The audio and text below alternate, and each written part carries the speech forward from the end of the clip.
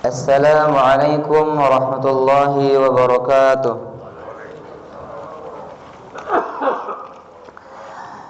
Alhamdulillahi rabbil alamin. Alhamdulillahilladzi ahyana ba'dama amatana wa ilaihin nusyur. Asyhadu an la ilaha illallah wa asyhadu anna Muhammadan abduhu wa rasuluh, amma ba'du. Para jemaah salat subuh yang insyaallah dirahmati Allah Subhanahu wa taala, patutlah kita bersyukur kepada Allah Subhanahu wa taala yang telah memberikan kita nikmat sampai hari ini sehingga kita bisa berkumpul kembali dalam melaksanakan salat subuh secara berjamaah.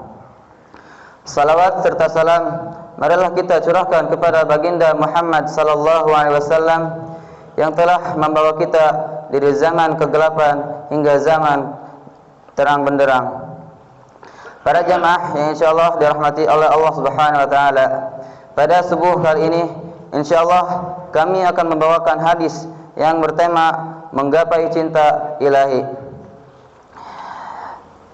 An Mu'adz bin Jabal radhiyallahu anhu qala Rasulullah sallallahu alaihi wasallam qala Allah ta'ala haqqat mahabbati lil mutahabbina fiyya wa haqqat mahabbati lil mutawassilina fiyya wa haqqat mahabbati lil mutanasihina fiyya wa haqqat mahabbati lil mutabadhilina fiyya al mutahabbuna fi alayya المتحبون في على منابر من نور يغبطهم بمكانهم النبيون والصديقون والشهداء, yang artinya dari Mu'adz bin Jabal radhiyallahu an, beliau berkata, telah bersabda Rasulullah sallallahu alaihi wasallam, Allah taala berfirman, orang yang saling mencintai karenaku pasti diberikan cintaku.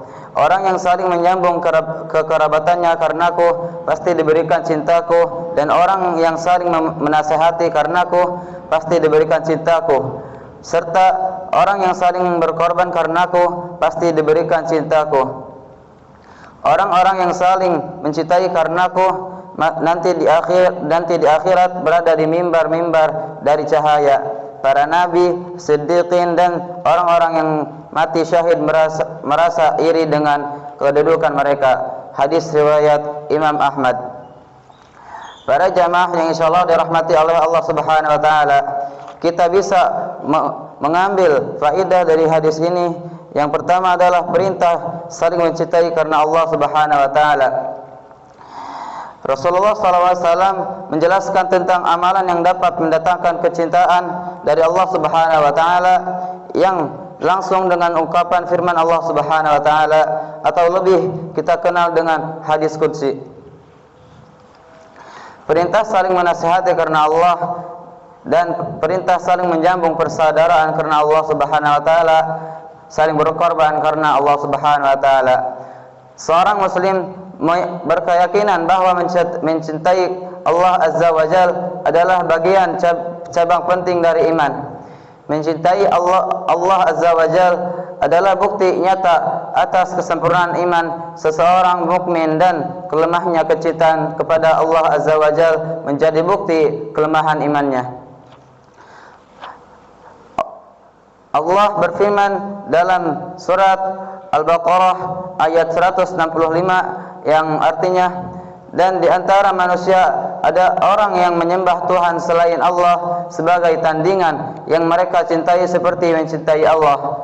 Adapun orang-orang yang beriman sangat besar cintanya kepada Allah.